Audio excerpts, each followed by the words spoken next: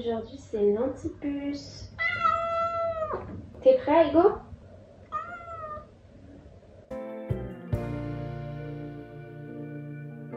Je set up parce que cette semaine je garde Aigo. Je viens de rentrer de vacances et là depuis le mois de juin, je n'ai pas eu de mission ni de gros clients qui me permettraient d'avoir de l'argent. Je suis lancée dans un défi. J'aimerais trouver d'ici un mois max, donc je mets jusqu'à mi-octobre, pour trouver au moins une mission de freelance parce que sinon il va falloir que je me trouve un job alimentaire. Déjà je me suis rendu compte que mon portfolio me ressemblait pas assez dans le sens où comme je mets les projets des clients avec lesquels je travaille et que c'est par rapport à leur direction artistique, leur choix graphique, ça me ressemble pas trop. Même si montrer ce que je fais pour des clients dans mon portfolio c'est assez important, je me suis dit que j'allais faire des projets fictifs toute la semaine pour ajouter quelque chose à mon portfolio qui me ressemble un petit peu plus. Et aussi l'idée c'était de le montrer sur les réseaux sociaux, d'en faire des vidéos un peu une série 30 jours pour trouver des missions de freelance, qui me permet aussi d'attirer des potentiels clients. Hier je me suis occupée de faire des fausses étiquettes pour la marque Margène en imaginant qu'elle m'aurait commandé des étiquettes pour donner un petit peu de cohérence à sa marque de chemise upcyclée. Et franchement, je suis trop contente du résultat. Là où je suis en train de vous parler, j'ai déjà posté 4 épisodes et déjà reçu plusieurs DM de personnes qui étaient intéressées par recevoir mon portfolio. Je suis déjà sur la bonne voie. Aujourd'hui, je vais encore faire 2 projets fictifs. J'avais pensé à faire un faire-part de mariage qui pourrait donner envie à toute personne qui a un événement, une invitation, un anniversaire ou peut-être un mariage, de me contacter pour la réalisation de ces petites cartes. J'avais pensé à faire une fausse affiche pour un DJ set. Je me suis dit que ça pouvait être cool. Et puis ensuite, il va falloir que je remanie un petit peu mon portfolio. Hier, je regardais une vidéo de Epistolène qui parlait du fait qu'elle programmait des vidéos à poster sur les réseaux sociaux.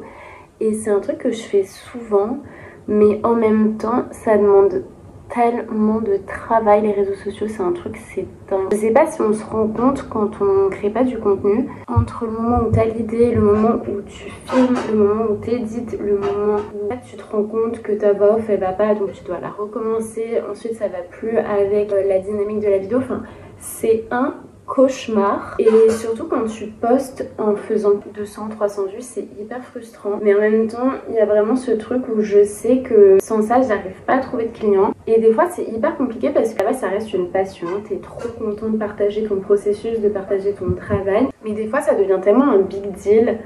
Un peu la peur de perdre ton authenticité et en même temps, le fait de pas poster pendant plusieurs jours, ça peut vraiment impacter tes revenus tout simplement. Du coup, c'est hyper compliqué de faire la part des choses. Je pense que pour la rentrée, je suis quand même partie sur une bonne lancée. J'ai vraiment bien programmé mon contenu.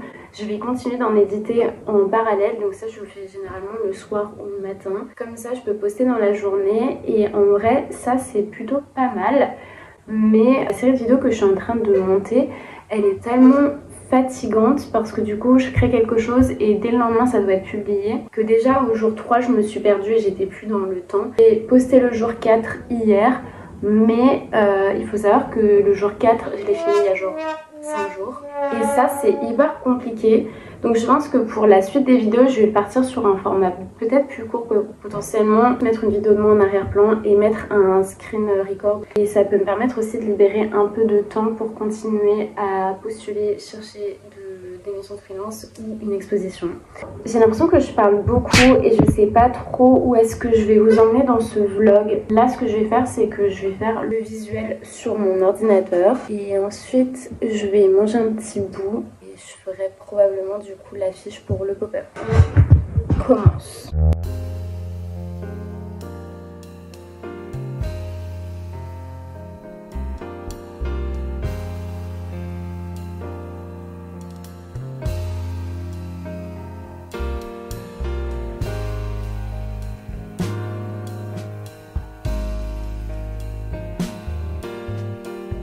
Mais regardez-le celui-là. Allez, oust. C'est pas possible. Pourquoi tu manges mes tomates? Vous avez pensé que je le torture ce chat, mais il n'y a pas à miauler comme ça, genre.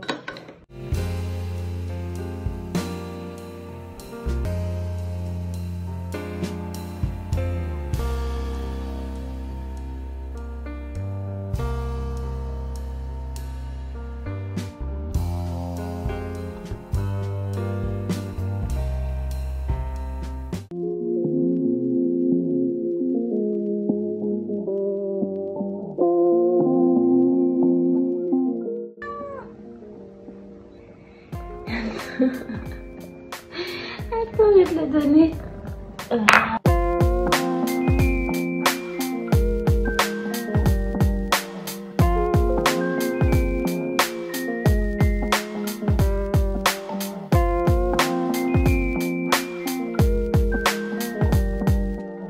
Ce matin j'ai pas mal traîné, mais je suis contente parce que c'est longtemps que j'avais pas lu, du moins pas lu autant d'un coup. Et même si j'ai pas mal de boulot, je suis contente de prendre du temps et de faire aussi des choses qui m'aident à stimuler ma créativité.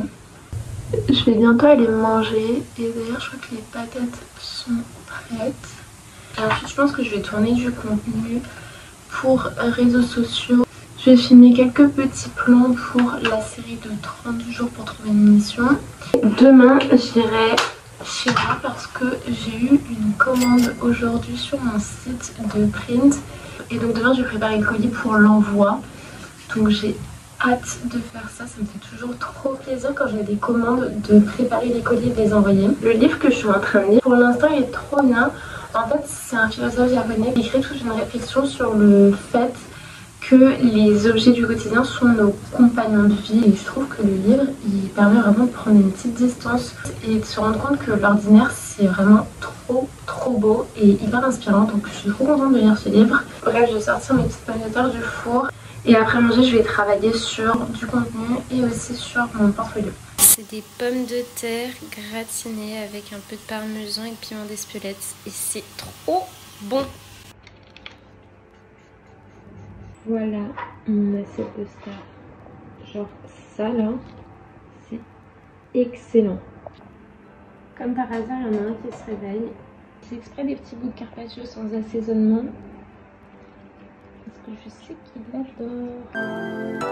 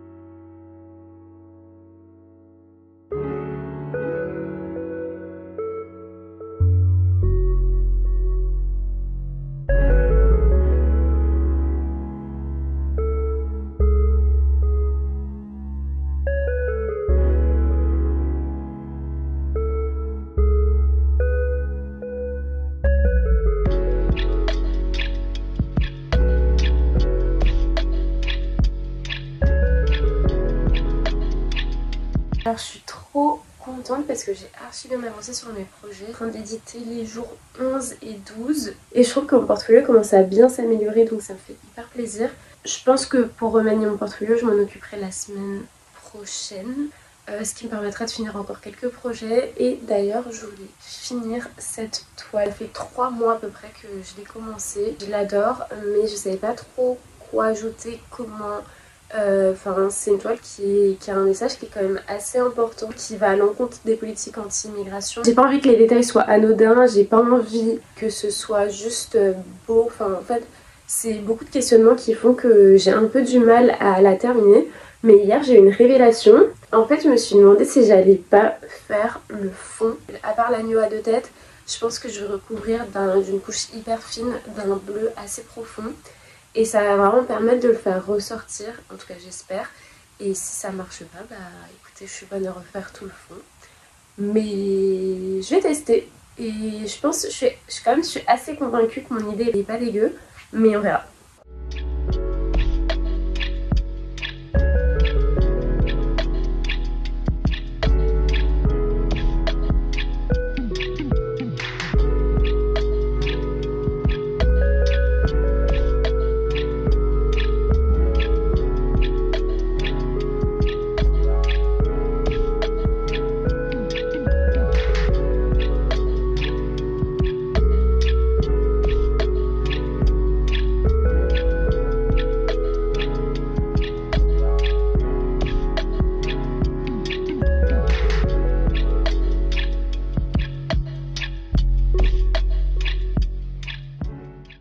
trop contente parce que hier j'ai terminé ma toile et j'ai repris les cours de céramique. Ça faisait depuis juin que j'avais pas eu cours, donc j'étais trop contente de retrouver tout le monde. En plus cette année de céramique je pense qu'elle va être hyper fun parce qu'il y a ma petite soeur qui a rejoint le cours.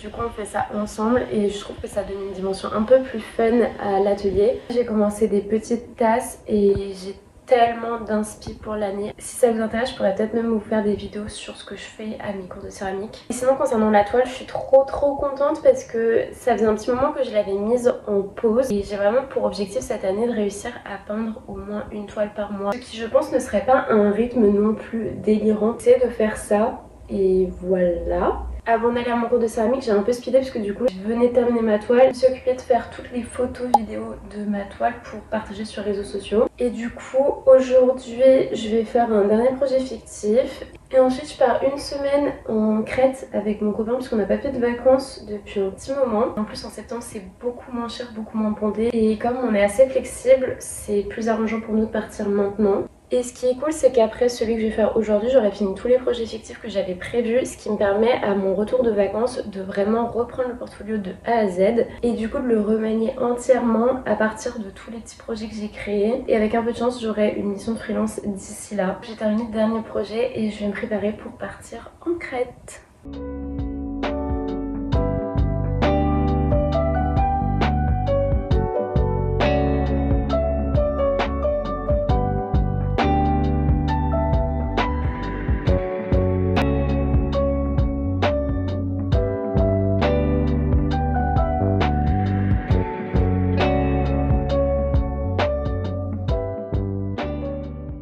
J'ai aucune idée d'à quel point cette vidéo est longue pour vous, mais je suis hyper contente parce que filmer ça m'a vraiment motivée à terminer tout ce que j'avais en tête. Franchement j'ai adoré cette semaine parce que le fait de pas être chez moi directement, ça m'a donné un rythme assez cool de travail, j'ai beaucoup moins procrastiné.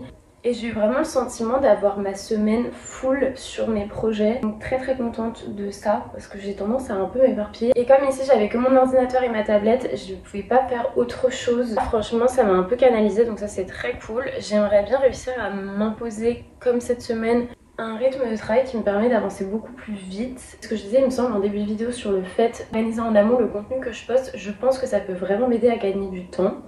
Mais ça c'est un truc que je ferais plutôt à mon retour de Crète. Je trouve que ce type de reset c'est hyper important pour moi parce que ça m'aide beaucoup. Je sais pas si ce type de format vous plaît, mais en tout cas moi j'ai adoré le filmer.